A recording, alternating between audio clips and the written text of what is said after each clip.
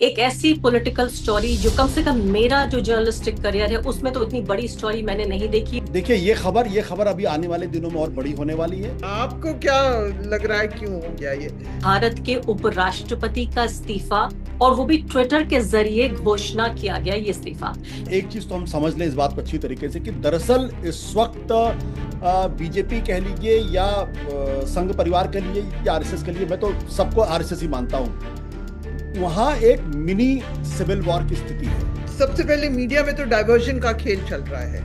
ये खबर शुरू में तो थी, मैं चैनल्स की बात कर रही हूँ, अब वो डाइवर्ट कर रहे हैं कांग्रेस पे। इनके जो एंकर लोग हैं, जो कुछ वो तो इस तरह का ज्ञान दे रहे हैं कि शशि थरूर अगले वाइस प्रेसिडेंट होंगे। अब मतलब उनकी पब्लिसिटी के लिए मुझे लगता है कि शशि थरूर को इन सबको पे करना चाहिए।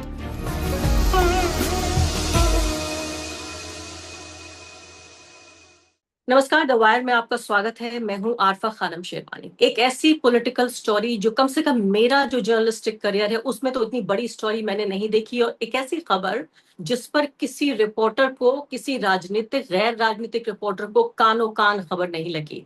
वो है भारत के उपराष्ट्रपति का इस्तीफा, और वो भी ट्विटर के जरिए घोषणा किया गया ये इस्तीफा। ये हमारे वक्त की उस कहानी को भी बयान करता है जहां जिसे कहा जाता है कि स्टेनोग्राफर या टाइप राइटर्स बन गए हैं आज के पत्रकार, जिनको पता ही नहीं लगता कि सरकार के इतना नजदीक तो है वो, लेकिन इतना दूर है कि उन्हें पता नहीं लगता कि सरकारी और जो सियासी हलके हैं आखिर उनमें हो क्या रहा है। इस इस्तीफे के पीछे जितनी कहानी आपको सामने नजर आ रही है उससे कहीं ज्यादा बड़ी कहानी पर्दे के पीछे है। दूसरी बात, इस कहानी का सिर्फ पहला पहलू आपके सामने है, ये पूरी बड़ी कहानी हमारे सामने अभी उभरनी बाकी है। और इसीलिए हमने आपके सामने यहाँ दो बेहद प्रतिष्ठित राजनीतिक पत्रकारों को बुलाया है। आशुतोष हमारे साथ मौजूद है और सबा नकवी। इन दोनों के मैं कहती हूँ, मैं गारंटी ले सकती हूँ, कसम खा सकती हूँ कि किसी को कुछ नहीं पता होगा तो इन पत्रकारों को जरूर पता होगा, और इसीलिए इनको यहाँ बुलाया है आज ये जानने के लिए आखिर की इस्तीफा हुआ तो हुआ क्यों क्यों। सबा नकवी, ये बताइए कि क्या भारत में किसी पंचायत अध्यक्ष का नाम भी आपने सुना है, किसी सरपंच के बारे में भी सुना है जिसने कहा हो कि भाई मेरी तबीयत ठीक नहीं है और मैं अब इस सरपंची से मैं इस्तीफा दे रहा हूं। ऐसे में कैसे यकीन किया जाए कि हमारे प्रिय उपराष्ट्रपति ट्विटर के जरिए आधी रात को इस्तीफा अनाउंस करते हैं, और प्रधानमंत्री का ट्वीट देखना बहुत जरूरी है। और मैं सोच रही थी इससे अच्छा तो बेचारे ना ही करते, ट्वीट तो अच्छा होता। किसी क्रिकेटर को चोट लग जाए अगर पैर में तो आधे घंटे के अंदर उनका ट्वीट आ जाता है। 15 घंटे के बाद प्रधानमंत्री जी कहते हैं, श्री जगदीप धनखड़ जी को भारत के उपराष्ट्रपति सहित कई भूमिकाओं में देश की सेवा करने का अवसर मिला। मैं उनके उत्तम स्वास्थ्य की कामना करता हूँ। जी, आरिफा, मैं क्या कहूँ। हम लोग मैंने सुबह आशुतोष को भी फोन किया। बहुत बहुत फोन लगाया, आशुतोष को भी फोन किया कि भाई आपको क्या लग रहा है क्यों हो गया ये। देखिए आरिफा, इसमें दो ही कारण हो सकते हैं। एक तो कि वो नाराज होके निकले, या उनको निकाला गया, या ऐसे कुछ सर्कमस्टांस बन गए। अब जो आपने पत्रकार की बात की, जो सरकारी जो मीडिया जिसकी जिम्मेदारी है कि पार्टी को कवर करे, सरकार को कवर करे, जो बीट्स कवर करे, वो अब आजकल उनको कुछ इंफॉर्मेशन मिलता ही नहीं है और वो डिक्टेशन लेते हैं। अपने आप कोई गुंजाइश बची नहीं है कि कुछ खबर अंदर से निकाली जाए। अब आप देखिए कि पूरा जब वो एक्सप्लेनेशन अब आ रहा है ये क्यों हुआ, कि वो जस्टिस वर्मा का उन्होंने इम्पीचमेंट मोशन एक्सेप्ट कर दिया अपर हाउस में, ऑपोजिशन का इम्पीचमेंट मोशन, और सरकार लोअर हाउस में चाह रही थी। तो ये भी एडिक्वेट रीजन नहीं है कि उप वाइस प्रेसिडेंट को निकाला जाए। तो क्या हो गया? एक बार हम लोग दूर, अगर दूर से जो देख सकते हैं कि वो अहंकारी तो बहुत थे, लेकिन देखिए मैं सीधी बात कह दूं, वो बहुत बुरे चेयरमैन ऑफ द राज्यसभा थे। वो मेरे हिसाब से वो बहुत पॉम्पस, अंग्रेजी का मैं वर्ड इस्तेमाल करूंगी, वो विपक्ष को मौका नहीं देते थे बात करने का। लेकिन उनको पूरा ये कॉन्फिडेंस था कि वो बहुत बड़ी चीज है। बहुत साइकोलॉजिकली उनका नेचर ये था कि वो अपने आप को बहुत ही काबिल और सबसे ऊंचा मानते थे। इस तरह से उन्होंने बंगाल की गवर्नरशिप भी, उन्होंने इलेक्टेड लोगों के लिए उन्होंने इलेक्टेड लोगों का ज्यादा इज्जत उस टाइम भी बंगाल में भी नहीं दिखाया, और वो सिलेक्टेड गवर्नर। और ये बहुत इंटरेस्टिंग मुद्दा है, क्योंकि आज ही सुप्रीम कोर्ट में वो गवर्नर्स का जो एक रेफरेंस आया है प्रेसिडेंट की तरफ, वो एक्सेप्ट हो गया है कॉन्स्टिट्यूशन बेंच पे। तो इसकी रूट्स जो गढ़ जो है, इसका जो धनखड़ साहब के साथ हुआ है, वो इसमें के बहुत पहलू हैं। एक तो ये पहलू है कि धनखड़ साहब कैसे बन गए, हमारे मुल्क के उपराष्ट्रपति बन गए, लेकिन बन गए। और कि बीजेपी, क्या कारण था कि बीजेपी इतनी नाराज हो गई? ये कारण कि उन्होंने अपने की राज्यसभा में उन्होंने ये जस्टिस वर्मा का मुद्दा पे मोशन उन्होंने एक्सेप्ट कर दिया। ये क्या कारण हो सकता है कि बीजेपी इतनी डिफिकल्ट पार्टी, इतनी वो अहंकारी हो गई कि वो कुछ भी इधर उधर नहीं अलाउ करेगी? क्या और क्या दूसरे मुद्दे हैं? लेकिन इसका सबसे बड़ा एस्पेक्ट ये है, धनखड़ जी तो बाद में कुछ दिन के बाद वो कुछ बोलेंगे जरूर, वो नाराज है और उनको इनको बोलने की आदत भी है। और वही विपक्ष जिसने उनके खिलाफ नो कॉन्फिडेंस मोशन लाया था, अब वो उनको डिफेंड कर रही है। तो इसमें थोड़े मजेदार एस्पेक्ट भी है। लेकिन ये जो जो हुआ है आरिफा, ये जो भाजपा बहुत वक्त से अपने अध्यक्ष प्रेसिडेंट को बदल नहीं पाई है, ये जो ये अलग एक अलग चीज हो गई है, लेकिन ये उस चीज पर फोकस लाता है। बिल्कुल। और मैं वापस आती हूँ सबा इस पहलू पे जरूर, क्योंकि इस पे तो मुझे लगता है अलग बहस भी होनी चाहिए थी, और अच्छा बहाना हमें मिला कि इस बात पे भी बहस कर लें कि बीजेपी में भी समस्याएं हो सकती हैं, बीजेपी में भी कुछ परेशानियां ऐसी हैं जिन पर पत्रकारों को रिपोर्टिंग करनी चाहिए। जो बैठे हुए हैं बीजेपी के दफ्तर में लोग, वो भेज देते हैं व्हाट्सएप फॉरवर्ड, और इसी तरह से भारत की पत्रकारिता चल रही है। इसीलिए मुझे खुद ही अफसोस हो रहा है कि कुछ घंटे पहले तक मेरे जैसे लोगों को, जिनको एक्सेस नहीं है बीजेपी में और सरकारी खेमों में अब, कि वो ये देख सकें कि आखिर चल रहा है तो क्या हो रहा है। आशुतोष जी, ये बताइए कि क्या ये सत्यपाल मलिक जैसी कुछ एक खनक और एक आवाज, एक गूंज सी हमें सुनाई दे रही है? क्या सभा कह रही है कि कुछ दिनों बाद वो बोलेंगे? क्या वो बोलेंगे? कितने दिन उनको लगेंगे? और सबसे बड़ी बात कि ऐसी पॉलिटिकल पार्टियां ऑपोजिशन में, कांग्रेस पार्टी जैसी पार्टियां जो इम्पीचमेंट मोशन लाने को तैयार थी, वो पार्टियां आज कह रही हैं कि राष्ट्र के लिए बहुत महत्वपूर्ण है धनखड़ जी। ये जिस पार्टी के लिए महत्वपूर्ण हो गए, दूसरी पार्टी के लिए इतने उनका महत्व खत्म हो गया कि एक चुटकुला ये चल रहा है आजकल कि भाई धनखड़ जी को पता है कि उन्होंने इस्तीफा दे दिया है। बिल्कुल। आपके आपके सवाल के दो पहलू हैं। पहला पहलू तो इस बात को लेकर ये कि आखिर धनखड़ जी ने अपने पद से इस्तीफा क्यों दिया और उसके पीछे के कारण क्या है, क्या किसी बहुत बड़े रोग का एक सिम्टम ये दिखाई पड़ रहा। और दूसरा है कि विपक्ष क्यों उनकी तारीफ करने में फिलहाल जुटा। देखिए, मैं 2-3 दिन पहले मैं किसी से बातचीत कर रहा था, किसी से मेरी मुलाकात हो रही थी, और वहां मुझे इस बारे में जानकारी मिली, और फर्स्ट हैंड जानकारी मिली कि दरअसल पिछले हफ्ते कुछ ऐसा हुआ जिसकी वजह से धनखड़ साहब बहुत ज्यादा अपमानित महसूस कर रहे थे, बहुत ज्यादा पीड़ा में थे, बहुत ज्यादा तकलीफ में थे, और उनकी ईगो हर्ट हुई थी। हालांकि मुझे इस बात की जानकारी नहीं दी गई, ना मुझे बताया गया कि दरअसल वो क्यों ऐसा हुआ था, लेकिन ये जरूर उनके साथ हुआ था, और वो इस बात को बड़ी तकलीफ और पीड़ा के साथ शेयर कर रहे थे। उनकी ईगो बहुत ज्यादा हर्ट हुई थी। किस वजह से हुई थी इसका अंदाजा मुझे फिलहाल नहीं था। और उसके बाद अगर आप देखें तो उनके बारे में कहा जाने लगा था कि वो कई विपक्षी नेताओं से मुलाकात लगातार कर रहे थे। अब जो लोग ये कह रहे हैं कि जस्टिस वर्मा के का जो इम्पीचमेंट मोशन था उसको उन्होंने स्वीकार कर लिया और उसकी वजह से उनका इस्तीफा हुआ, तो उनके कहने का मतलब तो ये होगा कि जो कुछ भी हुआ वो सोमवार को हुआ, और सोमवार को ही अचानक आनन फानन में हुआ, कुछ हुआ, उनको अपने पद से इस्तीफा देना पड़ा। मैं इस बात को नहीं मानता। मेरा मानना यह है कि एक फेस्टरिंग वुंड था जो पिछले कई दिनों से या कई हफ्तों से चल रहा था। किसी एक मुद्दे को लेकर सरकार उनकी बात को पसंद नहीं कर पाई थी, या सरकार को यह लगा था कि यह आदमी कुछ ज्यादा ही ऑटोनमस हो गया है और शायद उनके कहे हिसाब से नहीं चल रहे हैं। ऐसी कोई बात हुई थी जिसकी वजह से उनको जबरदस्त तरीके से उनको एक तरीके से आहत किया गया या उनको तकलीफ दी गई, और वो परेशान थे उस बात को लेकर। ये मैं बिल्कुल जो मेरे सोर्सेज ने मुझे बताया है 100% कंफर्म है, इसमें किसी तरीके की कोई दिक्कत वाली बात नहीं। अब जो बात सवाल खड़ी हो गई है कि सोमवार को जब शाम को 3:30 बजे जो 4:30 बजे जो मीटिंग थी जिसमें जेपी नड्डा को पहुंचना था, जो जो राज्यसभा में दरअसल लीडर ऑफ द हाउस हैं, और पार्लियामेंट अफेयर्स मिनिस्टर किरण रिजिजू को पहुंचना था, जो बीएससी की मीटिंग थी, वो दोनों नहीं पहुंचे। इन दोनों के नहीं पहुंचने का साफ मतलब था कि नो कॉन्फिडेंस अब चेयरमैन के प्रति है सरकार का। सरकार का आदमी न जाए, विपक्ष के आदमी वहां जाए, तो ये नो कॉन्फिडेंस एक तरीके से है। इसका मतलब है कि 4:30 के पहले कोई ऐसा ट्रिगर पॉइंट हुआ है जिसने या तो धनखड़ साहब को पूरी तरीके से आहत कर दिया, या फिर उनसे कह दिया गया कि भाई अब हमें आपकी जरूरत नहीं। इन दोनों में से कोई एक चीज हुई। लेकिन यह कहना कि अचानक सोमवार को हुआ, मैं इस थियरी को नहीं मानता, क्योंकि मैं इस information, I am preview to this information that he was extremely extremely upset, extremely extremely upset. और मेरे लिए थोड़ी सी कहानी इसलिए थी क्योंकि वो तो सब कुछ सरकार के कहने पे करते थे, वो सुप्रीम कोर्ट तक को नहीं छोड़ रहे थे। वो अंतर्राष्ट्रीय स्तर पे ट्रंप क्या कह रहे उस पर भी वो टिप्पणियां दे रहे थे, basic structure of the constitution टिप्पणी दे रहे थे, सुप्रीम कोर्ट कटघरे में खड़ा कर रहे थे। तो उसका मतलब कुछ ऐसी चीज हुई जिसकी वजह से इनके साथ ये हुआ। जहां तक विपक्ष की बात है, तो जाहिर सी बात है, विपक्ष तो मजे लेगा ही लेगा।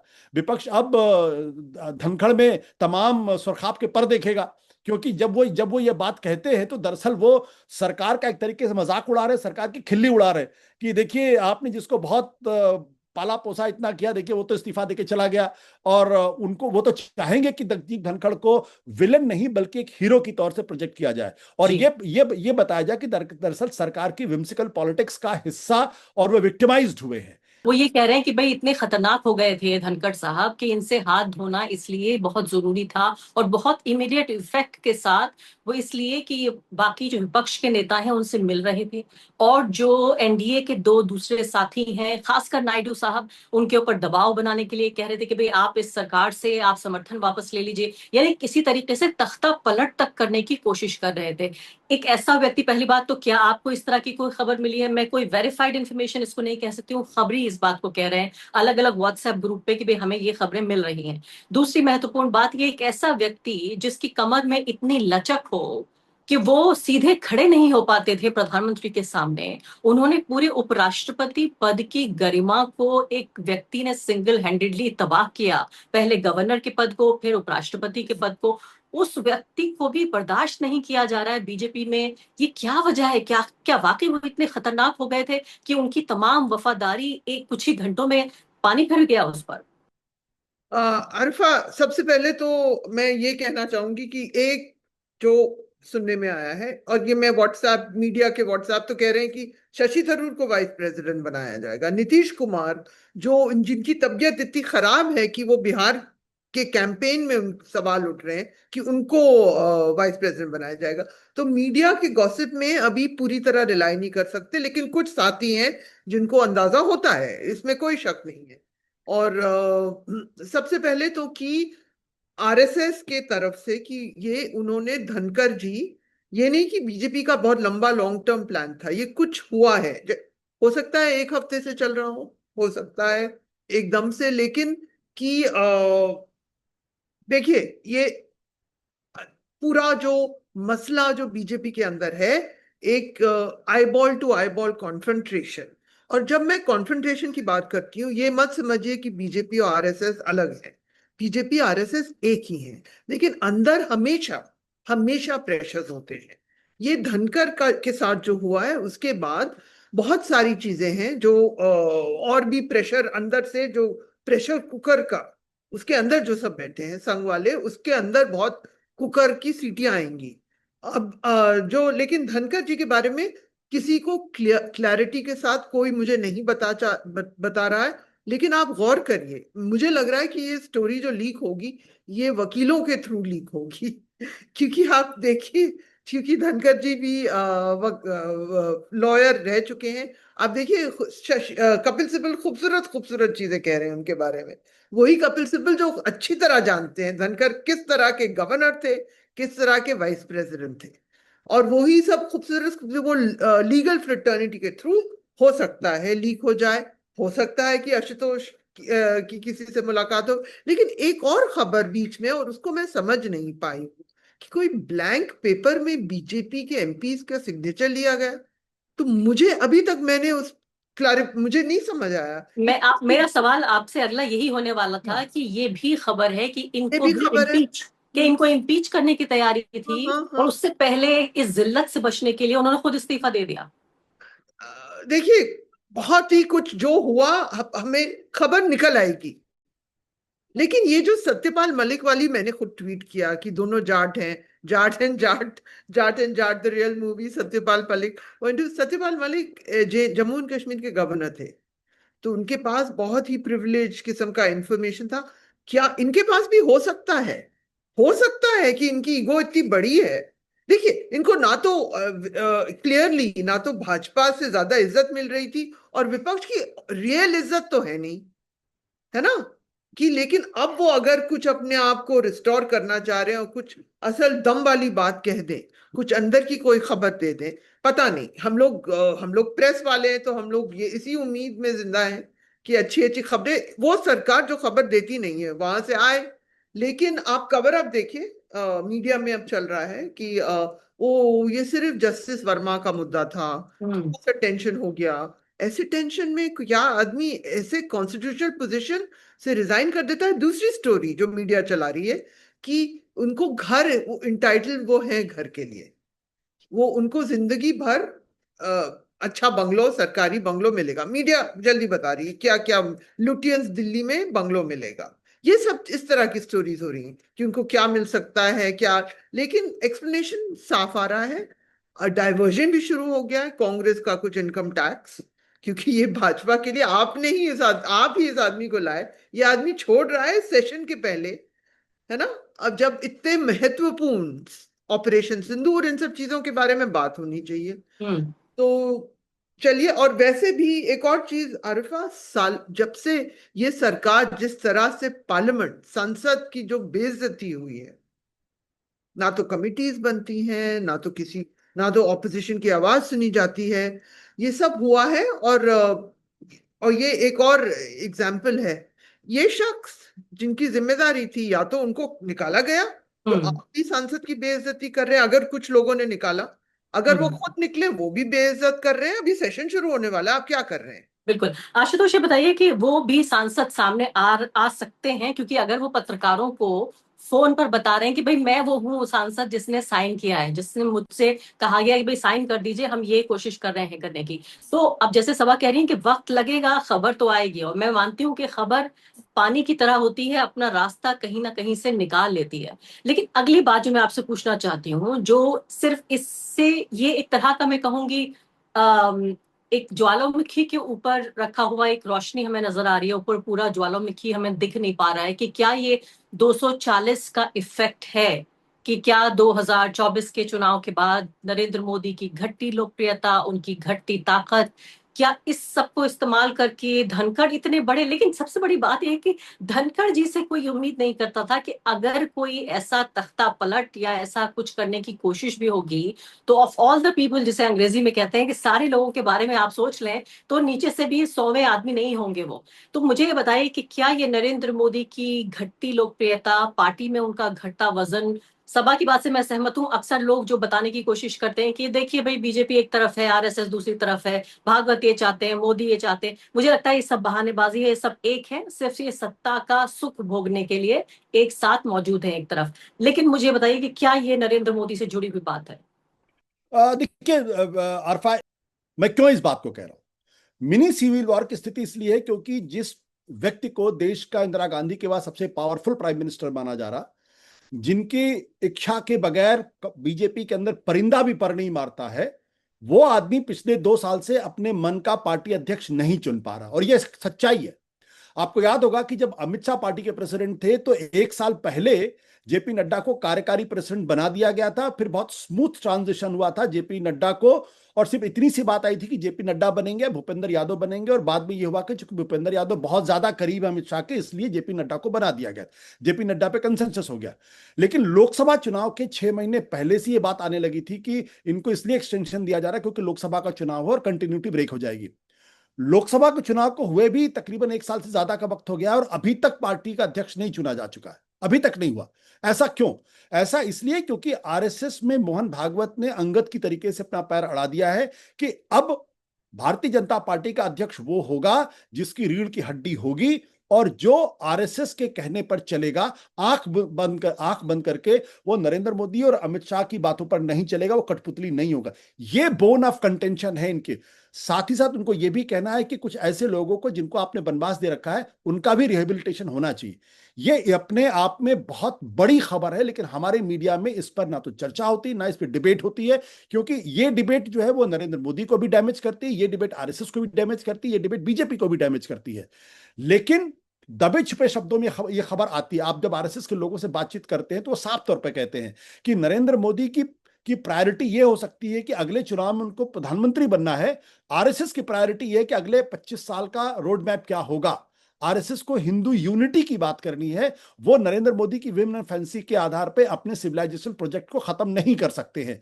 दूसरी बात, वो ये भी नहीं चाहते कि नरेंद्र मोदी के बाद उनकी लेगेसी को कंटिन्यू करने वाला आदमी हो, जो दरअसल हो तो कोई दूसरा आदमी लेकिन वो चला रहा हो नरेंद्र मोदी की पॉलिटिक्स को। वो ये भी नहीं चाहते। वो एक क्लीन ब्रेक चाहते हैं कि मोदी के बाद एक नई बीजेपी हो, नए तरीके से चीजें हो, जिसमें संगठन को प्रश्रय दिया जाए, जिसमें कल्ट पॉलिटिक्स ना हो।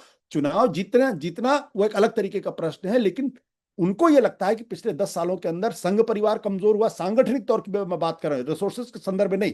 सांगठनिक तौर पर संघ परिवार कमजोर हुआ है, उसमें तमाम तरीके के रोग लगे हैं। बीजेपी सांगठनिक तौर पर कमजोर हुआ, बहुत कमजोर लोगों को मुख्यमंत्री बनाया गया, बहुत कमजोर लोगों को आगे बढ़ाया गया, और जो जड़ वाले लोग थे उनको डिस्टेबलाइज करने की कोशिश। ये अंदरूनी खबर, अंदरूनी दिक्कत है। इसलिए मैंने कहा कि ये मिनी गृह युद्ध जैसी स्थिति वहां पर है। बहुत बड़े शब्द का इस्तेमाल कर रहे हैं आप जी आशुतोष, बिल्कुल। और सवाल दोनों से बिल्कुल आखिरी सवाल मेरा वो ये है कि अब आगे क्या देखने को मिलेगा। मैं तो ये सोच रही थी कि बड़ा वक्त आ गया है, 16 घंटे की डिबेट अब होने वाली है और 16 घंटे पार्लियामेंट में होगी, तो हम कम से कम उसका 10 गुना तो 160 घंटे डिबेट देखेंगे बाहर ऑपरेशन सिंदूर पर होगी। लेकिन पूरी कहानी पलट गई है और अब देखिए सिर्फ ढनकर पे बातचीत, क्योंकि ये भी इतनी बड़ी खबर है। अब मुझे बताइए कि क्या पहलू आप आगे देखना चाहती हैं, इस खबर का कनेक्शन आप कहाँ कहाँ देखना चाहती हैं आने वाले अब 3 4 5 दिन हफ्ते भर में? देखिए अरफा, ये अब सबसे पहले मीडिया में तो डाइवर्जन का खेल चल रहा है। ये खबर शुरू में तो थी, मैं चैनल्स की बात कर रही हूँ, अब वो डाइवर्ट कर रहे हैं कांग्रेस पे। पवन कल्याण का एक कोट आ गया कि वो मुगलों का टेक्स्ट बुक्स वाला, जो शायद डिप्टी मुख्यमंत्री हैं आंध्र प्रदेश के। अब ये बैक टू थोड़ा सा हिंदू मुस्लिम कांग्रेस इस पे जा रहे हैं। लेकिन ये खबर क्योंकि, और सर जो बिहार का जो सर्वे है उस पे ले जा रहे हैं थोड़ा बहुत, और सबको दिखा रहे हैं। मैंने पूरे चैनल्स को स्कैन किया, मैं करती नहीं हूँ, लेकिन बहुत दिनों के बाद कोई इंटरेस्ट आया कि देखें ये लोग क्या कह रहे हैं, और मैंने पूरा वो चेंज ओवर देखा उस पे। और सिर्फ एक तरफी, और लग रहा है कि सरकार पूरी तरह इलेक्शन कमीशन को सपोर्ट कर रही है। ये सब चीजों पे बात होगी। बीजेपी चाहेगी कि इस पर ना हो बात। इनके जो एंकर लोग हैं, जो कुछ, वो तो इस तरह का ज्ञान दे रहे हैं कि शशि थरूर अगले वाइस प्रेसिडेंट होंगे। अब ये लोग प्राइम टाइम शोज चलाते हैं भाई, वो कह रहे हैं शशि थरूर या वही नीतीश कुमार, जो बिहार नहीं संभाल पाएंगे बेचारे, लेकिन उनको लाया जाएगा, और ये उनका ज्ञान ये है। तो अब होगा क्या, सरकार डाइवर्ट करना चाहेगी। अब देखेंगे कौन कौन वाइस प्रेसिडेंट बन सकता है। एक तो वो भी बैठे हुए हैं जिन्होंने बहुत साथ दिया था किसान आंदोलन के दौरान।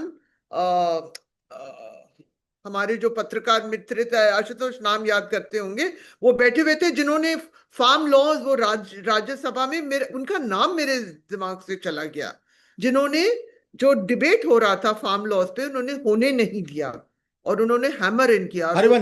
हरिवंश जी तो बैठे हुए हैं ना, सालों से वो वफादारी दिखा रहे हैं, वो राज्यसभा को हैंडल करते हैं। एक जमाना था कि वो बहुत इनलाइटेंड पत्रकार माने जाते थे। जैसे मैंने कहा, टॉप एंकर्स तो कह रहे हैं शशि थरूर और नीतीश कुमार। आरफा, मैं क्या कहूँ, मतलब उनकी पब्लिसिटी के लिए मुझे लगता है कि शशि थरूर को इन सबको पे करना चाहिए कि जितने बड़े वो नहीं खुद समझते अपने आप को, उससे ज्यादा बड़ा बना दिया जाता है। आशुतोष जी 30 सेकंड लास्ट। जी नहीं, देखिए ये शशि थरूर वाली बात तो मुझे नहीं पचती है। नहीं, मैं सोच रही हूँ कि अब ये खबर कहाँ जा रही है, यहाँ से दर्शक ये जानना चाहता है कि भाई इस्तीफा तो हो गया। देखिए ये खबर अभी आने वाले दिनों में और बड़ी होने वाली है। ये सिर्फ एक विकेट तक हमारे ख्याल से महदूद नहीं रहेगी, आगे खबर ये जाएगी। जैसा मैंने कहा, सब कुछ इस पर निर्भर करता है कि भारतीय जनता पार्टी का अगला अध्यक्ष कौन होने वाला है। उससे बहुत कुछ चीजें तय होंगी और उससे आगे की राजनीति और नरेंद्र मोदी का अपना पराभव और अपराजयता दोनों तय होंगी। जी, बहुत बहुत शुक्रिया आपका। Thank Saba you. Naqvi, Ashutosh, दोनों का बहुत बहुत शुक्रिया। उम्मीद है कि हमारे दर्शक जो अभी तक एक तरह से हवा में जिसे तीर चलाना कहते हैं, अभी उन्हें कम से कम कोई तो मिल गया होगा निशाना कि यहाँ ये खबर जा रही है, इसलिए बहुत महत्वपूर्ण है। आप देखिए, पत्रकारों की अहमियत को दर्शक सिर्फ इतना ही ना समझे कि विश्लेषण आप तक लेकर आते हैं, बल्कि खबरें, और खासकर खबरें सत्ता के बहुत तंग गलियारों से, और जहां आशुतोष और सबा और मेरे जैसे लोगों को जहां घुसने तक की इजाजत बहुत कम हो, वहां से खबर निकालना, यही असली बहादुरी है। शुक्रिया आप दोनों का। Thank you. Thank you, thank you. The wire के और वीडियोस देखने के लिए सब्सक्राइब करें और बेल आइकन पर क्लिक करें। स्वतंत्र पत्रकारिता की आर्थिक मदद करने के लिए डिस्क्रिप्शन में दिए गए लिंक पर जाएं और अपनी राशि चुनें।